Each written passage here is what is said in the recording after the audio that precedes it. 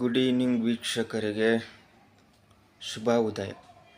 ಇವತ್ತೇನಪ್ಪ simple topic, ನಾನು ನಮ್ಮ ತಿರುಪತಿಯ ಲಾಡು ಬಗ್ಗೆ. ಹೌದು, ತುಂಬಾ ಇದು ಲೆಂತ್ ಪ್ರೊಸೆಸ್ ಆಗಿ ಟ್ರಾಲ್ ಆಗ್ತಿದೆ.